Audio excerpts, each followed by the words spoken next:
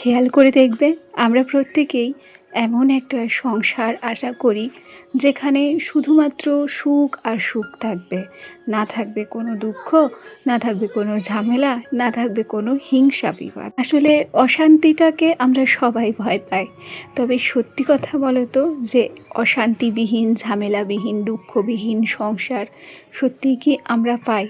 আমরা প্রত্যেকে কি কথা বলতে পারবো যে সংসার জীবনে আমি সুখী? কোনো না কোনো দিক থেকে কারোর কোনো না কোনো কমতি ঈশ্বর রেখেছে। ঈশ্বর কাউকে পরিপূর্ণতা দান করেনি। যাই হোক, অনেক গল্প, অনেক কথা হবে তোমাদের সঙ্গে। তার আগে চলো নিজের পরিচয়টা দিয়ে নিই। নমস্কার, কেমন আছো সবাই?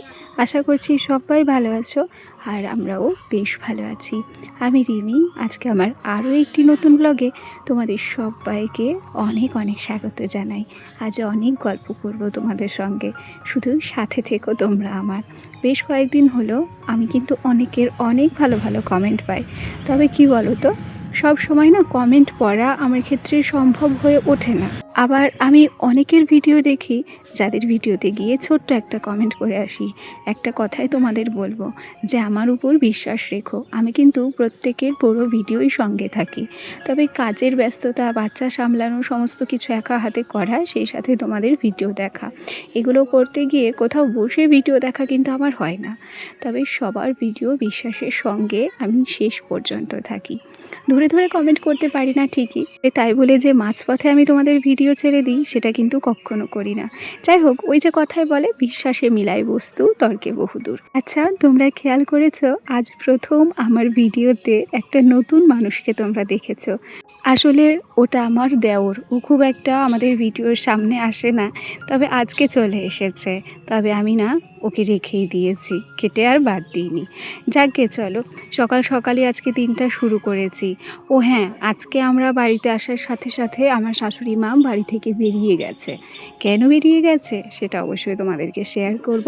তবে আজকে রান্নাঘরে আমার একটা নতুন জিনিস সংযোজন হয়েছে। পয়লা বৈশাখে আমার সোনাকে আমার শাশুড়ি মা এবং আমার বাবা দুজনে জামা কেনা টাকা দিয়েছিল। সেই টাকাটা দিয়ে জামা না কিনে আমার ছেলের জন্য দুধ জাল দেওয়া একটা সরা কিনেছি। আসলে অ্যালুমিনিয়ামের বাটিতে বাচ্চাদের কোনো কিছু খাওয়ানো উচিত নয়, সেটা আমি আগে থেকেই জানতাম। তাই এবার পয়লা বৈশাখে আগে থেকেই মাকে বারণ করেছিলাম যে জামা তো আমরা অনেকই কিনেছি, তোমরা আর জামা কিনো না, ওই টাকাটা দিয়ে দিও, আমি সোনার জন্য একটা জিনিস কিনে নেব।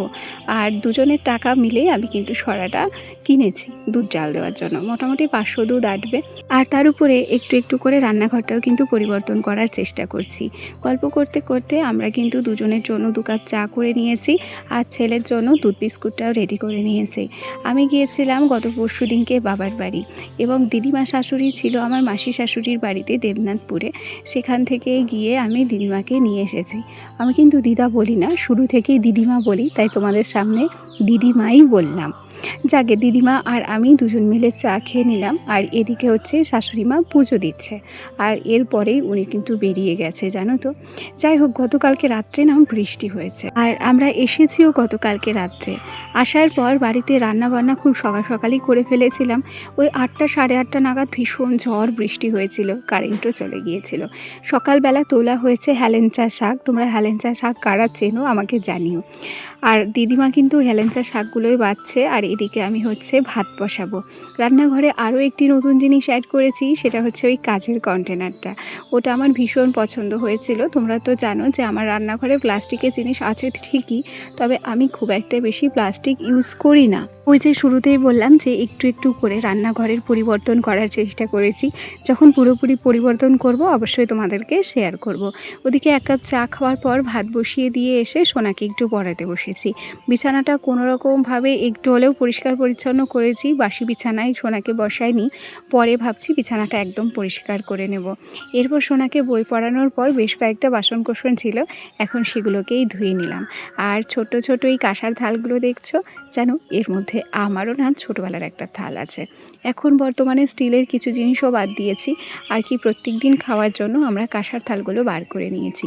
তবে আমার বিয়ের সময় যে কাঁসার বগি থালগুলো দিয়েছিল সেগুলো ভীষণ বড় আর ভীষণ ভারী। ভাবছি আমার বরের জন্য একটা বার করব। আসলে ওই সব জিনিসগুলোকে ঘরে রেখে কোনো লাভই নেই, ওগুলোকে ব্যবহার করতে হবে। আগে বুঝতাম না, তাই স্টিলের জিনিস ব্যবহার করতাম। তো ভেবে দেখলাম যে কাঁসার জিনিসগুলো ঘরে থাকতে এমন একটা সময় আসবে যখন সেগুলোকে আর ব্যবহার করার মতো শখ থাকবে না। জানো, শখের সময় শখ পূরণ করতে হয়, নাহলে শখের বয়স চলে গেলে কখনো শখ পূর্ণ হয় না। আর যে বয়সে যেটা মানায় সেই বয়সে কিন্তু সেটাই করতে হয়। যাই হোক, চলো, ভাবতে ভাবতে এখন বিছানাটাকে কিন্তু গোছাতে এসেছি। আর বিছানাটাকে গুছিয়ে নিতে নিতে ভিডিওর এ পর্যায়ে একটা কথা বলি, যেটা কিন্তু অনেক দিন বলি না। আমার যে সমস্ত বন্ধুরা প্রথম থেকেই আমার সাথে আছো, পাশে আছো, তোমাদেরকে অসংখ্য ধন্যবাদ জানাচ্ছি। আর আমার যে সমস্ত নতুন বন্ধুরা আজকে ভিডিওটি প্রথম দেখছো, যদি ভিডিওর কোথাও কোনো অংশ তোমাদের ভালো লেগে যায় তাহলে অবশ্যই করে একটা লাইক করো, কমেন্ট করো। আর হ্যাঁ, তোমরা চাইলে আমার এই ছোট্ট পরিবারের একজন মিষ্টি সদস্য হয়ে আমার পাশে থেকে যেও, আর সেই সাথে ভিডিওটিতে একটা লাইক করে দিও। কেন কি জানো, তোমাদের ছোট্ট একটা লাইক আর মিষ্টি একটা কমেন্ট আমাকে আরও নতুন নতুন বন্ধুদের কাছে পৌঁছতে সাহায্য করে। কথা বলতে বলতে বিছানাটা পরিষ্কার করে সোজা এলাম এখন আলনার কাছে। আলনার কাছে এসে দেখি প্রত্যেকটা জিনিসে ধুলো পড়েছে, আর সেই সাথে ম্যাটটা নোংরা হয়েছে। তাই একটা কাপড় ভিজিয়ে নিয়ে সুন্দর করে ম্যাটটাকে একটু পরিষ্কার করে নিচ্ছি। আর সেই সাথে কয়েকটা ধুলো মাখা কৌটো, সেগুলোকেও আমি মুছে নিয়েছি। শপিং মল থেকে এই বাস্কেটটা এনেছিলাম। এটা এনে এক প্রকার সুবিধাই হয়েছে, প্রচুর কসমেটিক্স এখানে এঁটে যায়, সেটাই এখন গুছিয়ে গুছিয়ে রাখবো। জানো তো, সংসার জীবনে আমাদের চাহিদার কোনো শেষ নেই। একটার পর একটা কেনাকাটা আমরা করতেই থাকি, একটার পর একটা জিনিস আমাদের কিন্তু দরকার হয়। আর সংসার জীবনে সবাই যে সব কিছু পেলে সুখী হয় তাও কিন্তু নয়। দেখবে অনেকের বড় বড় বাড়ি, ঝা চকচকে জিনিস আছে, তা সত্ত্বেও তারা সেই বাড়িতে শান্তিটাকে খুঁজে নিতে পারেনি। আবার এমনও মানুষ আছে যাদের হয়তো ঘরবাড়ি নেই, কুঁড়ে ঘরে থাকে, মাটির ঘরে থাকে, কোনো কিছু জিনিসেরও কমতি আছে, তবুও তার মধ্যে তারা সুখটাকে খুঁজে নিতে পেরেছে। এক্ষেত্রে বলতে পারো আমি কিন্তু অনেক সুখী। কেন বলো তো, আমার এই গরিবের ছোট্ট কুঁড়ে ঘরে দামি জিনিস না হয় নাই থাকলেও শান্তিটা কিন্তু আছে। বর্তমানে যাদের পাকা ঘর আছে, এই বীভৎস গরমে তারা একজনও এসি ছাড়া থাকতে পারে না। তবে আমার এই টিনের ঘরটা রাত্রিবেলা এতটা পরিমাণ ঠান্ডা হয়, গতকালকে আমার ফ্যানই চালানো লাগেনি, আমরা কম্বল গায়ে দিয়ে ঘুমোই। এর থেকে শান্তি আর কি চাই বলো তো? রাত্রে ঘুমানোর শান্তিটাই মানুষের আসল শান্তি।